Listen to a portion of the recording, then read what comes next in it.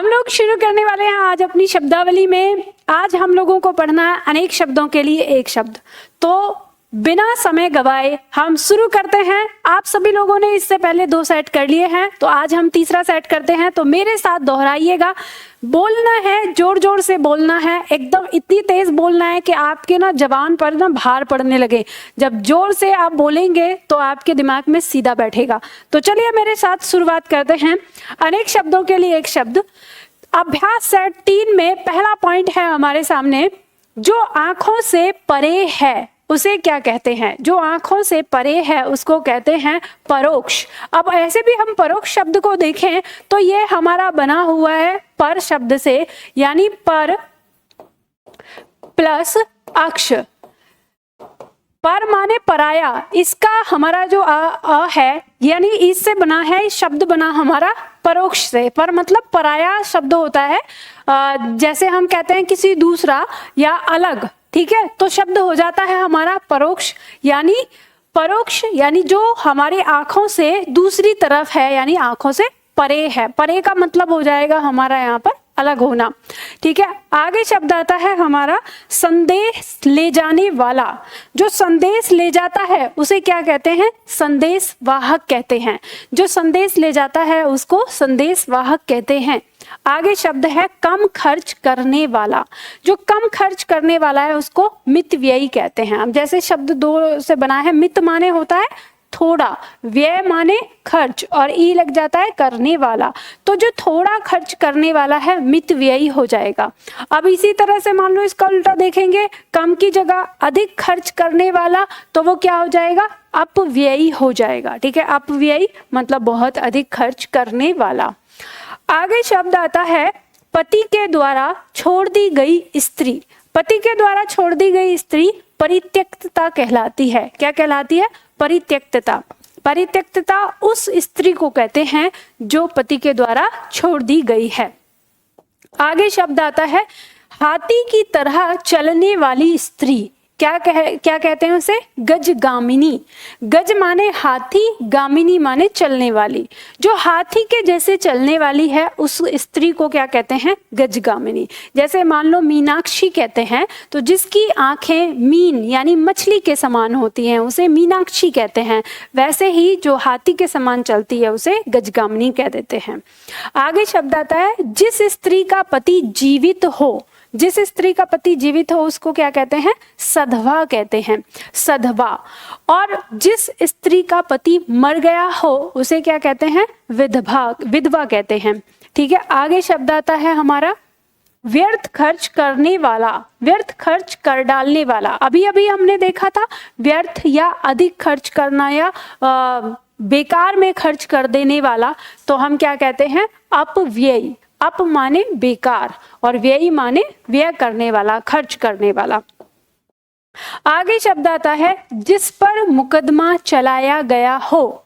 अभियुक्त कहते हैं उसे, यानी जिस व्यक्ति पर मुकदमा चलाया गया है उसे क्या कहते हैं? अभियुक्त कहते हैं। आगे शब्द आता है जिसके आने की तिथि न हो, यानी जिसके आने की तिथि ना हो या जिसके बारे में पता ना हो कि ये आएगा या नहीं आएगा, तो उसे क्या कहते हैं? अतिथि। अब हम कह सकते हैं तिथि से पहले अ लगा दिया है, अ उपसर्ग, तो बना दिया है शब्द अतिथि। तो अगर कोई आपसे पूछ ले कि अतिथि शब्द किस विधि से मिलकर बना है, तो उपसर्ग विधि से मिलकर बना है। कौन सा उपसर्ग लगा हुआ है इसमें? तो अ उपसर्ग लगा हुआ है। इस तरह से आप पहचान कर सकते हैं, ठीक है। आगे शब्द आता है जिसे भले बुरे का ज्ञान न हो। जिसे भले बुरे का ज्ञान नहीं होता उसे हम क्या बोलते हैं? अविवेकी कहते हैं। अविवेकी। अब हम ये कह सकते हैं देखो विवेक से बना है, या कहें जिसमें विवेक ना हो। विवेक का मतलब भी होता है अच्छा बुरा, क्या ये अच्छा है, क्या ये बुरा है। इस चीज की समझ रखने वाला, यानी इसकी समझ होना ही विवेक कहलाता है। और समझ रखने वाला विवेकी कहलाता है, और जिसके पास समझ नहीं है वो अविवेकी कहलाता है। तो शब्द हमारा बन गया अविवेकी। अब मान लो अगर आपसे कोई पूछ ले कि अविवेकी शब्द में मूल शब्द क्या है, तो मूल शब्द हो जाएगा इसमें है उपसर्ग अ और शब्द हो गया विवेक, ठीक है, और प्रत्यय लग गया ई। अ माने नहीं, विवेक माने विवेक, अच्छे बुरे की समझ, ई माने रखने वाला। तो जिसमें अच्छे बुरे की समझ ना हो वो हमारा अविवेकी कहलाएगा। ठीक है, इस तरह से आप पहचान कर सकते हैं शब्दों को। नीले रंग का कमल, जो नीले रंग का कमल है उसे हम इंदिवर कहते हैं। तो हम ये कह सकते हैं कि इंदिवर नाम हम देते हैं उस कमल को जो नीले रंग का होता है, उसे एक शब्द में हम बोल देंगे इंदिवर। ठीक है, अब आगे शब्द आता है जो अभी अभी उत्पन्न हुआ हो। जो अभी अभी उत्पन्न हुआ हो उसे अद्य प्रसूत कहते हैं। देखो, प्रसूत का मतलब होता है जन्म और अद्य मतलब अभी। अद्य इस संस्कृत शब्द में आता है अभी, इसी वक्त। तो जो अभी अभी उत्पन्न हुआ है उसे अद्य प्रसूत कहते हैं। जिसे ईश्वर में विश्वास नहीं है, जिसे ईश्वर में विश्वास नहीं है उसे क्या कहते हैं? नास्तिक कहते हैं, उसे कहते हैं नास्तिक। और जिसे ईश्वर में विश्वास होता है उसे आस्तिक कहते हैं। तो देखो, ये नास्तिक शब्द किससे बना है? न प्लस आस्तिक से बना है। ठीक है, अब इसमें संधि हो गई है, दीर्घ संधि। अ और इसका ये आ दोनों ने मिलकर क्या बनाया है? आ। तो ये हमारा नास्तिक बन गया शब्द। अगर आपसे ऐसे पूछ लिया जाए कि नास्तिक शब्द में कौन सी संधि है, तो कौन सी हो जाएगी? दीर्घ स्वर संधि नास्तिक शब्द में आ जाएगी। तो आस्तिक मतलब होता है जो ईश्वर में विश्वास रखता है, और नास्तिक मतलब जो ईश्वर में विश्वास नहीं रखता। ठीक है, आगे शब्द है पसीने से उत्पन्न होने वाला। जो पसीने से उत्पन्न हुआ है उसे क्या कहते हैं? स्वेदज। क्या कहते हैं? स्वेदज। अब देखो, यह शब्द भी आपका बना है ज मतलब जन्मा, स्वेद माने पसीना। जो पसीने से जन्मा है स्वेदज कहलाता है। ठीक है, आगे शब्द आता है हमारा जो अमिस। अमिस अर्थात मांस। ठीक है, जो अमिस नहीं खाता है उसे क्या कहते हैं? निरामिस कहते हैं। उसे क्या बोलते हैं? निरामिस। जहां खाना मुफ्त में मिलता है उसे सदावर्त कहते हैं। क्या कहते हैं? सदावर्त। सदावर्त उस जगह को कहते हैं जहाँ पे, जैसे भंडारा बोलते हो ना, तो ऐसे ही, या लंगर कहते हैं, जैसे भंडारा लंगर, ऐसे ही सदावर्त कहलाती है वो जगह जहाँ खाना मुफ्त में मिलता है, उसे कहते हैं। आगे शब्द है जो कुछ नहीं जानता है। जो कुछ नहीं जानता उसको कहते हैं अज्ञ। अज्ञ मतलब जो कुछ भी नहीं जानता है।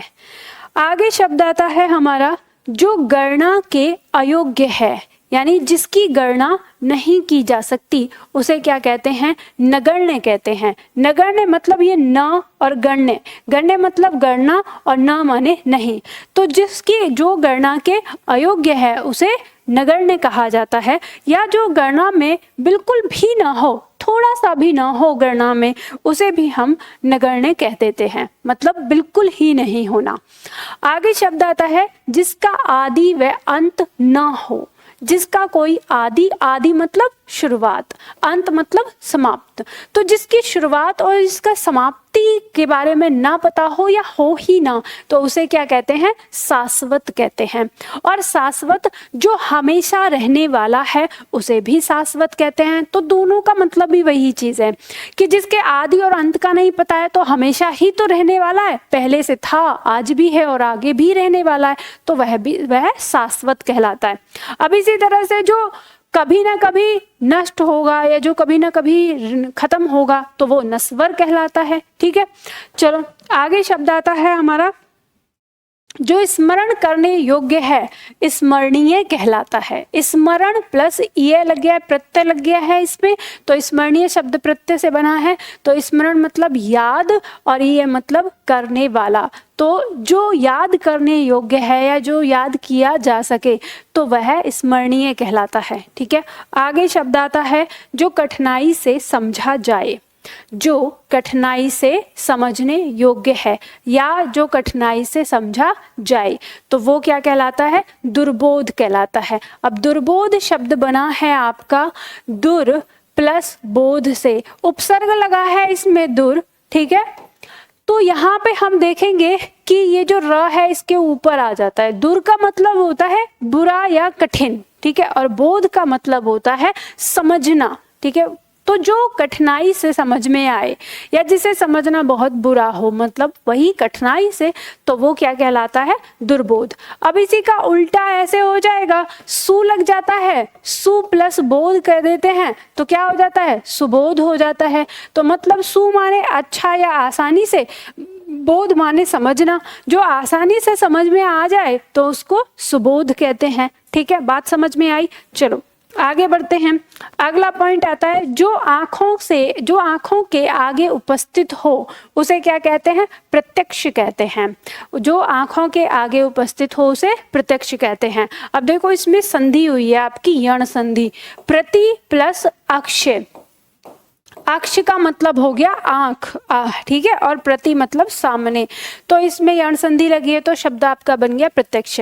तो जो आंख के सामने है वो प्रत्यक्ष कहलाता है। और इसी में फिर अगर हम आगे अ लगा दें तो क्या हो जाएगा? अप्रत्यक्ष हो जाएगा, यानी अप्रत्यक्ष ऐसे लग जाएगा, जो अ हो गया।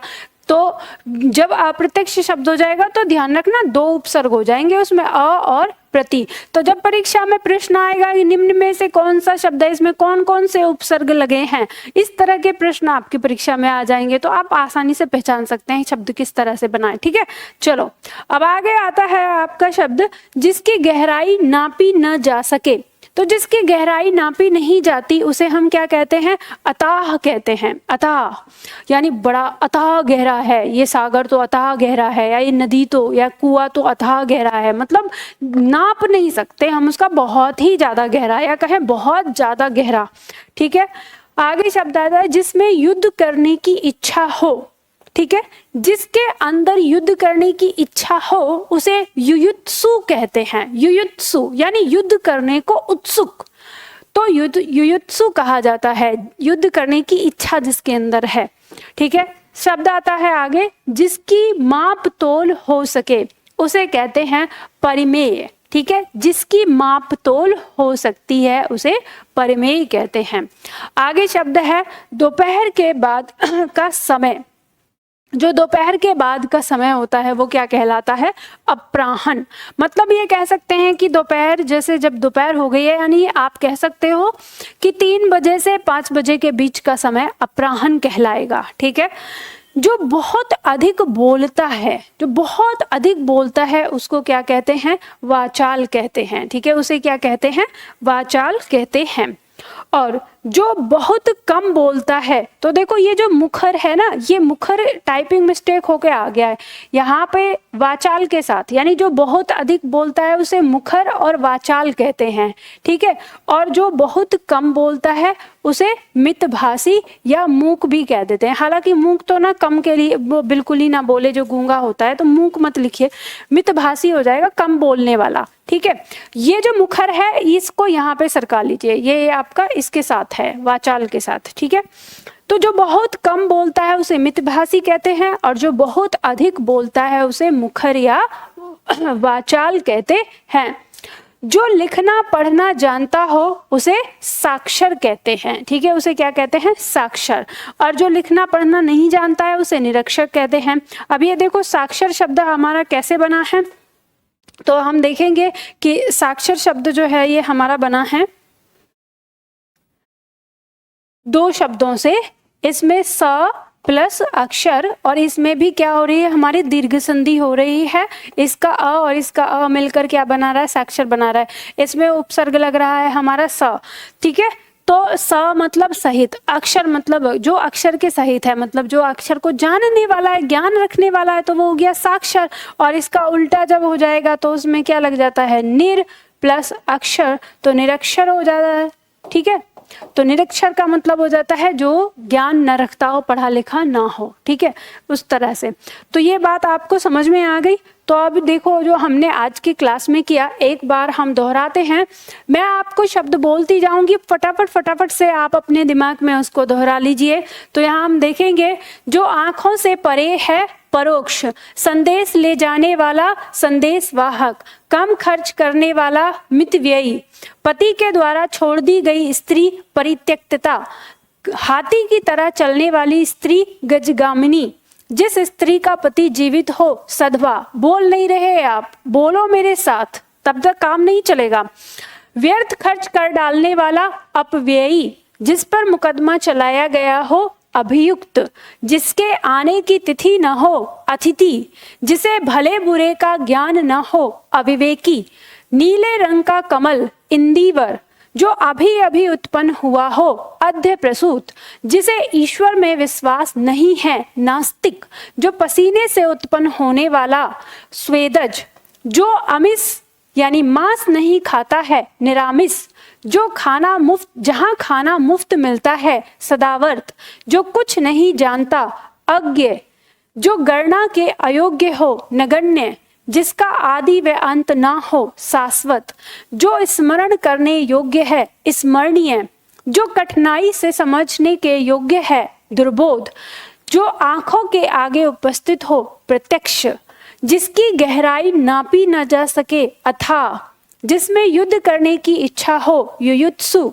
जिसकी मापतोल हो सके, परिमेय, दोपहर के बाद का समय, अपराह्न, जो बहुत अधिक बोलता है, वाचाल और मुखर, जो बहुत कम बोलता है, मितभाषी, जो लिखना पढ़ना जानता हो, साक्षर। ठीक है, तो हम इस तरह से करेंगे। हम लोगों ने ये सारे शब्द किए, हमें आराम से ही समझ में आ गया।